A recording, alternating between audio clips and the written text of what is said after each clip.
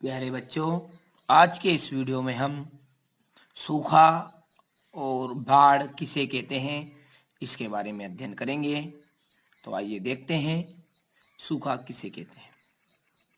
देखिए बच्चों, वैसे तो सभी हम जानते ही हैं कि नॉर्मल तौर पे सभी ने देखा है सूखा किसे बोलते हैं। जब बारिश की बहुत कमी होती है या वर्षा ऋतु में बारिश नहीं होती है तो उस स्थिति को हम क्या कहते हैं, सूखे की स्थिति कहते हैं। क्लियर है। और ये जो बच्चों सूखा होता है ये सभी मानव जाति के लिए एक चिंता का प्रमुख विषय है और हमारे देश में ऐसे बहुत कम क्षेत्र होंगे बच्चों जहाँ पर सूखे की स्थिति का सामना न करना पड़ता। क्लियर है।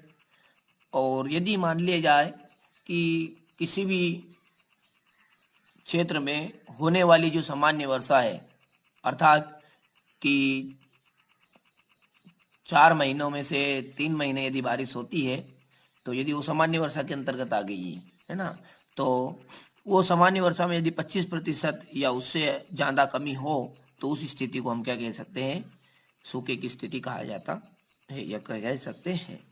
और गंभीर सूखे की स्थिति किसे कहते हैं बच्चों, जब वर्षा 50% से अधिक की उसमें कमी हो या फिर 2 वर्षों तक निरंतर बरसात ना हो, उसे गंभीर सूखे की स्थिति कहा जाता है। फिर से दोहरा रहा हूँ बच्चों में, और बड़ा सिंपल है। इसके बाद में ये वैसे ही देखिए, अब देख लेते हैं इसको, या फिर आप कॉपी में नोट कर लीजिए, 1-2 बार पढ़ लीजिए, जिसमें कुछ भी दम नहीं है। देखिए, सूखा एक प्रमुख आपदा है जो मानव की चिंता का प्रमुख विषय रहा है। हमारे देश में बहुत कम ऐसे क्षेत्र होंगे जहां सूखे की समस्या का सामना नहीं करना पड़ता है। किसी भी क्षेत्र में होने वाली सामान्य वर्षा में 25% या उससे ज़्यादा की कमी होती है तो उसे सूखे की स्थिति कहा जाता है या कह सकते हैं। क्लियर है। उसके बाद में गंभीर सूखे की स्थिति को हम कब कह सकते हैं, तो गंभीर सूखे की स्थिति को हम तब कह सकते हैं जब वर्षा या तो 50% से अधिक की कमी हो, है ना, या तो जब वर्षा में 50% से अधिक की कमी हो या 2 वर्षों से निरंतर वर्षा ना हो। तो देखिए बच्चों, बड़ा सिंपल है, इस प्रकार लिखिएगा आप।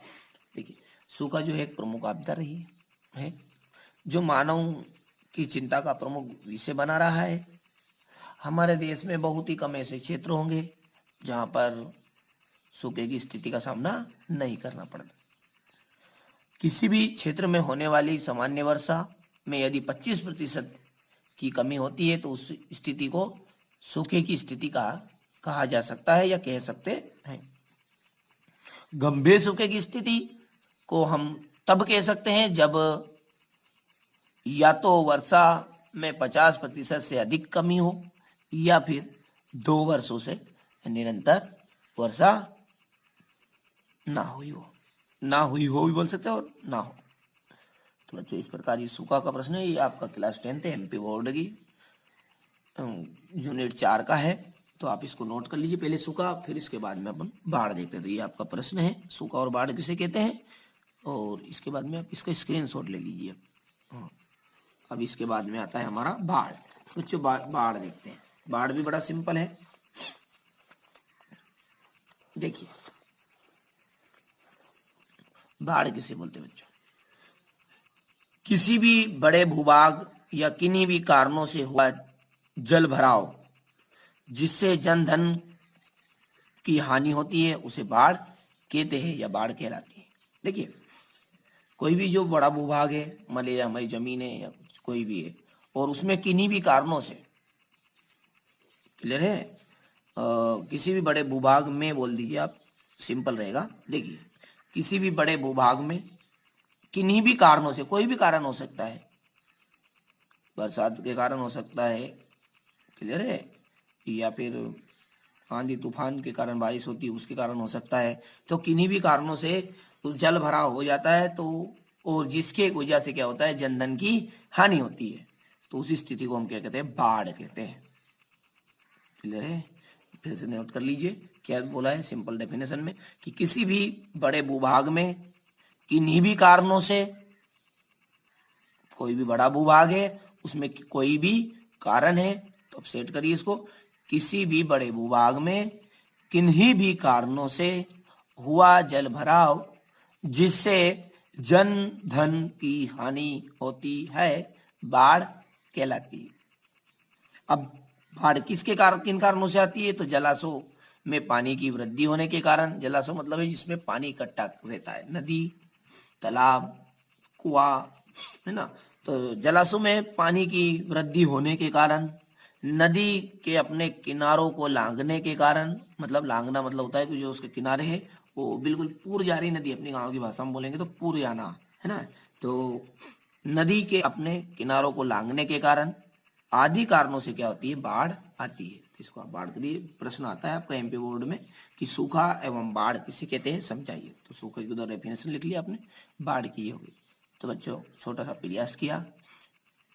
यदि आपको वीडियो पूरा समझ में नहीं आया तो आप कॉपी में इसे नोट कर लीजिए, थोड़ा बहुत आधा तो कम से कम आधा या 50% तो आपको समझ में आ चुका होगा। तो बच्चों मिलते हैं अगले वीडियो में, जब तक आप इसे अच्छे से नोट कर कर कंप्लीट कर लीजिए और निश्चिंत रहिए, कोई भी डरने की आवश्यकता नहीं है किसी भी चीज़ से कि हमारा कोर्स किस तरह कंप्लीट होगा। मेरा पूरा प्रयास रहेगा आपका ज़्यादा ज़्यादा सहयोग करूं, आपको ज़्यादा ज़्यादा अंक प्राप्त करवा सकूं। वीडियो देखने के लिए आपका धन्यवाद।